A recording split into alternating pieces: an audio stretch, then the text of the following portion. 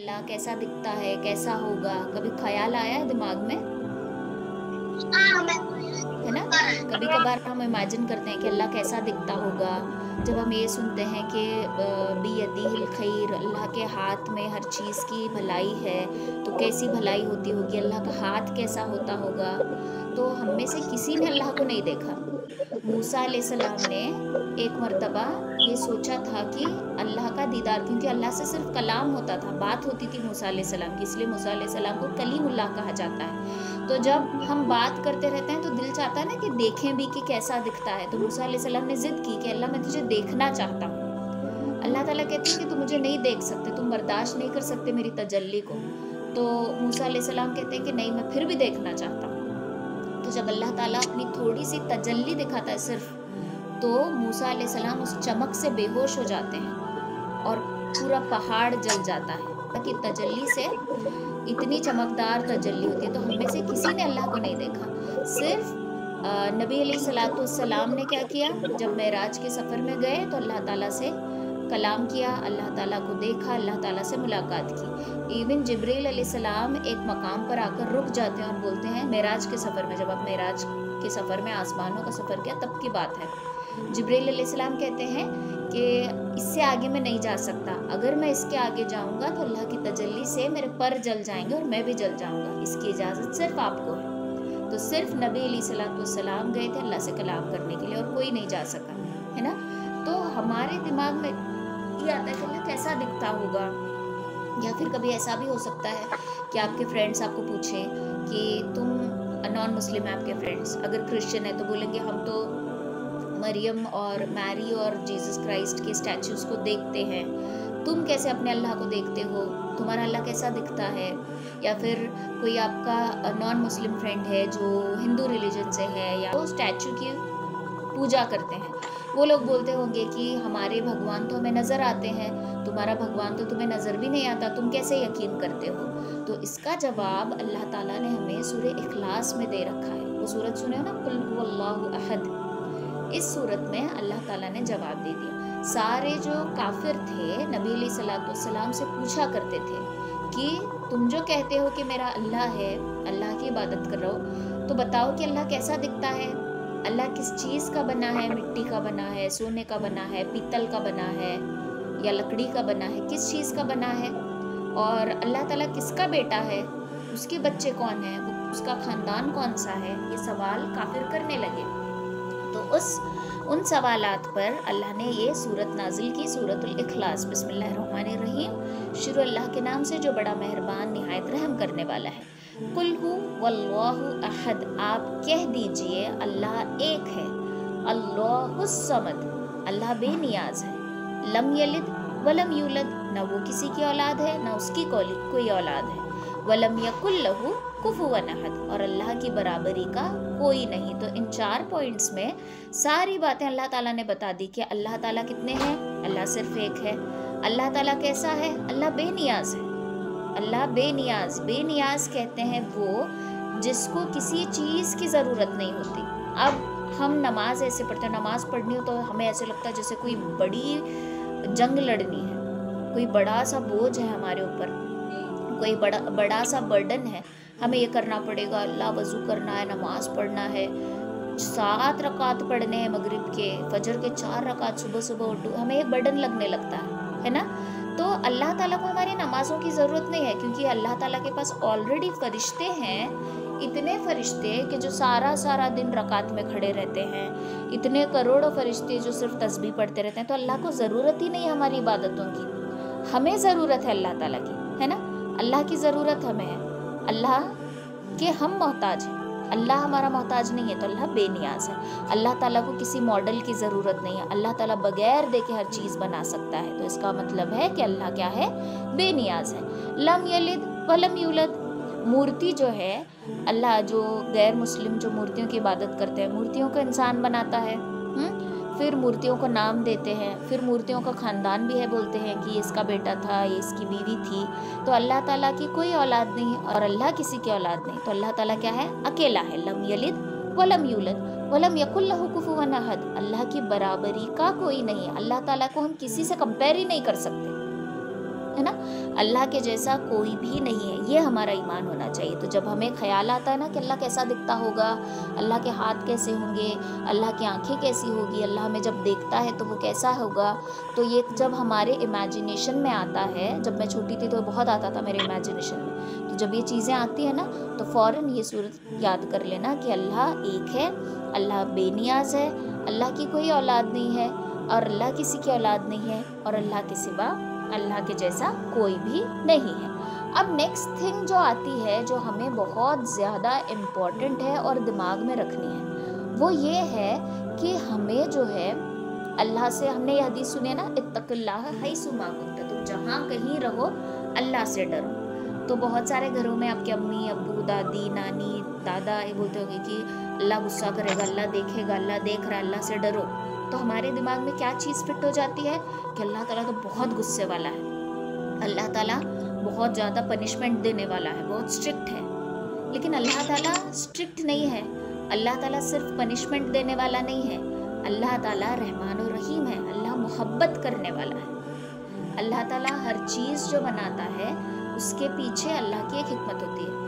अब हम गुनाह करते हैं, किसकी वजह से करते हैं? शैतान की वजह से, क्योंकि शैतान हमारा खुला हुआ दुश्मन है। शैतान ने चैलेंज किया ना कि अल्लाह तेरे बंदों को मैं बहकाऊंगा, तो हमारे गुनाह शैतान की वजह से। अल्लाह हमसे इतनी मोहब्बत करते हैं कि क़यामत के दिन जब हमारे गुनाह अल्लाह के सामने पेश किए जाएंगे कि देखो इसने ये किया था, इसने झगड़ा किया था, इसने चोरी की थी, इसने किसी को धक्का मारा था, इसने किसी को ऐसे मारा कि खून निकल आया था, ये सारी जब हमारी चीज़ें अल्लाह के सामने जाती हैं तो अल्लाह को गुस्सा आता है। लेकिन अल्लाह ताला हमसे प्यार भी करते हैं। अब अल्लाह ताला को एक्सक्यूज़ चाहिए हमें जन्नत में डालने के लिए, तो अल्लाह बोलेगा कि मेरे बंदे ने थोड़ी ना किया है, शैतान के बहकावे में आकर उसने किया है। तो शैतान को बनाने में भी अल्लाह की एक हिकमत है। तो अल्लाह जो भी करता है हिकमत से करता है। तो अल्लाह ताला रीजंस ढूंढता है, एक्सक्यूजेस ढूंढता है कि हमें किस तरीके से बचाकर जन्नत में डाले। अल्लाह से ज़्यादा हमें कोई भी प्यार नहीं कर सकता। अगर आपने होमवर्क नहीं किया, टीचर बड़ी स्ट्रिक्ट है, या फिर आप होमवर्क आपने किया है लेकिन आप बुक घर पे छोड़कर चले गए, तो वहाँ पर टीचर को बोलने से पहले क्या आता है हमारे दिमाग में? अल्लाह प्लीज़ मुझे बचा ले टीचर की मार से, अल्लाह प्लीज़ किसी तरह टीचर एब्सेंट हो जाए, टीचर क्लास में आए ना, मीटिंग हो जाए, टीचर क्लास मिस कर दे, ये हम प्रे करने लगते हैं अल्लाह ताला से। तो हमें हर मुसीबत में बचाने वाला कौन है? अल्लाह है। तो जो हमारे ऊपर गुस्सा करेगा, गजब करेगा, वो बचाने नहीं आएगा, लेकिन अल्लाह ताला हमसे मोहब्बत करता है। अभी आपकी अम्मी भी आपसे प्यार करते हैं ना। अगर आपकी अम्मी आपसे बात करना छोड़ दे तो आपको कैसा लगेगा? बुरा लगेगा।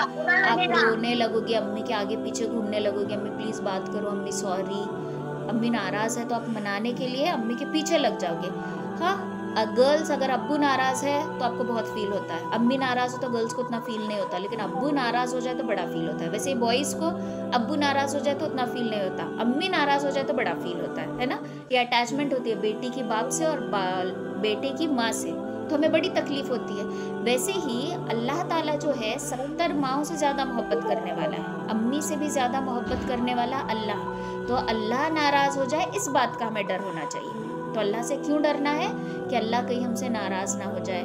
अल्लाह, अभी आप जब क्लास में आकर बैठते हो, कैसे बैठते हो? ऐसे ही अपनी मर्ज़ी से आकर नहीं बैठते। पता है अल्लाह ताला किसको क्लासेस में ज्वाइन कराता है, या फिर दीन सीखने के लिए आप मदरसे जा रहे हो, मकतब जा रहे हो, क्लासेस ज्वाइन कर रहे हो, किसको करता है? दिन रात में अल्लाह ताला जिसे मोहब्बत की नज़र से देखता है, मुस्कुराकर जिसको देखता है, उनको क्लासेस अटेंड करने की तौफीक देता है, उनको दीन सीखने की तौफीक देता है। हदीस पाक में क्या आता है? अल्लाह जिसके साथ भलाई का मामला चाहता है, अल्लाह जिसके साथ मोहब्बत करता है, जिसके साथ भलाई का मामला चाहता है, उनको दीन की समझ अता करता है। मतलब आप लोग सब लकी हो कि आपको रोज़ अल्लाह मोहब्बत से देख रहा है, आपको रोज़ अल्लाह ताला प्यार से देख रहा है, मुस्कुराकर देख रहा है, इसलिए आप लोग क्लासेस ज्वाइन करते हो। वरना देखो, मेरे कांटेक्ट में 2000 के करीब कुछ नंबर्स हैं, ठीक है, और बहुत सारे लोग ज्वाइन हो सकते हैं, लेकिन सब ज्वाइन नहीं होते, गिने चुने लोग ज्वाइन होते हैं। मतलब क्या? कि अल्लाह ताला ने आपको चुन लिया। अभी जैसे मुझे मेरे घर के सामने समझो एक बड़ा सा गार्डन है और मुझे एक फ्लावर की बुके बनानी है, तो मैं कैसे फ्लावर्स लेकर आऊंगी गार्डन में से? खूबसूरत फ्लावर्स ढूंढ के लाऊंगी, अच्छे फ्लावर्स ढूंढ के लाऊंगी, जो खिले हो, ज़्यादा खिले भी नहीं हो, एकदम कलियां तोड़ कर लाऊंगी, जो एकदम प्रिटी हो, जो बहुत ब्यूटीफुल बनाए मेरे बुक्के को, ऐसे फ्लावर्स में ढूंढ के लाऊंगी, है ना। तो ये जो क्लासेस होती हैं, मकतब होता है, या फिर आप घर में आकर आपको कोई पढ़ाता है, तो ये एक बुक्के बन रहा है अल्लाह की तरफ से, और अल्लाह ताला इस बुक्के में खूबसूरत फूलों को ही चुनता है। तो आप सब अल्लाह की नज़र में खूबसूरत फूल हो, इसके लिए अल्लाह की नाराज़गी से डरना कि कहीं अल्लाह मुझसे नाराज़ ना हो जाए। जब हम नमाज छोड़ते हैं ना, तो ये नहीं सोचना कि मैंने नमाज छोड़ा, ये सोचना कि मैंने ऐसा क्या काम किया कि अल्लाह ताला आज मुझे अपने सामने खड़ा नहीं कर रहा। ऐसा मैंने क्या काम कर दिया कि आज मेरे हाथ से सजदे की तौफीक छिन गई। सजदा करना यानी अल्लाह के करीब होना। तो हमने कोई ऐसी गलती की कि अल्लाह नाराज़ हो गया कि आज हम सजदा नहीं किए, कुछ तो मुझसे गुनाह हुआ है कि अल्लाह नाराज़ हुआ। तो हर बात में अल्लाह की नाराज़गी से डरना है। अभी आप लोगों से अल्लाह राज़ी है, इसलिए आप लोग क्लासेस अटेंड कर रहे हो। आप लोगों से अल्लाह मोहब्बत करता है, इसलिए आप लोग दीन से जुड़े हुए हो। लेकिन जब अल्लाह नाराज़ होता है ना, तो धीरे धीरे अच्छे कामों से हम दूर होने लगते हैं, दीन से दूर होते हैं। दुआएं हमें याद नहीं होती, हदीसें याद नहीं रहते, सूरतें हमें याद नहीं होती। क्लास अटेंड करना मतलब बेजार, सबक पढ़ना यानी बेजार। क्लास के 5 मिनट पहले जल्दी जल्दी पढ़ते हो फॉर्मेलिटी के लिए, फिर सबक सुनाना, ये सारी चीज़ें क्या है, ये सिम्टम्स हैं कि अल्लाह हमसे नाराज़ है। तो अल्लाह से मोहब्बत करनी है और अल्लाह की नाराज़गी से डरना है। हर काम में पहले क्या सोचना है कि अल्लाह इससे खुश होगा। क्या सोचना है? अल्लाह से खुश होगा, अल्लाह मुझे इसका अजर देगा, इसका गिफ्ट देगा मुझे अल्लाह ताला। मैं अल्लाह ताला का सिलेक्टेड बंदा हूँ, अल्लाह ताला ने मुझे सिलेक्ट किया है, इसीलिए मैं क्लास अटेंड कर रहा हूँ। सोचा ना कितने सारे बच्चे हैं, सब लोग ज्वाइन हो सकते हैं कि नहीं। अभी मेरा एक कम्युनिटी ग्रुप है जिसमें अराउंड 350 लोग हैं। 350 लोग में से आप लोग 10 to 12 स्टूडेंट्स यहाँ पे ज्वाइन होते हो, मतलब यू आर लक्की, है ना। बात क्या समझ में आ रही कि हम कौन है?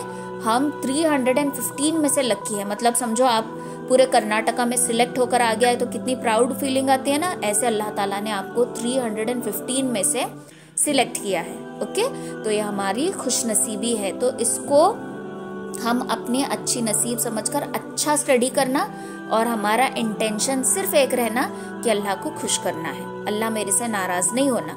अल्लाह जितना खुश होगा उतना हमें सवाब देगा। कितनी प्राउड फीलिंग आ रही है ना, दिल में खुशी रहे, देखो अल्लाह मुझे मोहब्बत की नजर से देखता है, किसी को भी नहीं देख रहा, मुझे देख रहा है। तो यह आप लोगों के लिए बहुत खुशी की बात है। ओके, तो अल्लाह से मोहब्बत करनी है। और किस चीज से डरना है? अल्लाह की नाराजगी से डरना है। किस चीज से डरना है? अल्लाह की नाराजगी से। जैसे अम्मी नाराज हो जाए तो डर लगता है, अब्बू नाराज हो जाए तो डर लगता है ना कि अब मेरे से बात नहीं करेंगे, अब मेरी तरफ देखेंगे नहीं, बुरा लगता है। फिर थोड़ी थोड़ी आंसू भी आने लगते हैं बुरा लग के, इतना बुरा लगता है कि हम रोने लग जाते हैं, एकदम दुख भर भर के आता है, बात बात पे आंखें भीगने लगी, आंसू आ रहे हैं बाहर। तो ऐसे ही अल्लाह नाराज हो जाए तो ऐसे ही फील होना हमें। तो अल्लाह की मोहब्बत दिल में पैदा करें। ये क्लासेस का मेन इंटेंशन क्या है कि अल्लाह से क्या करना, हम मोहब्बत करना। अल्लाह से डरना बाद में, पहले अल्लाह से क्या करना है, मोहब्बत करना है। समझ में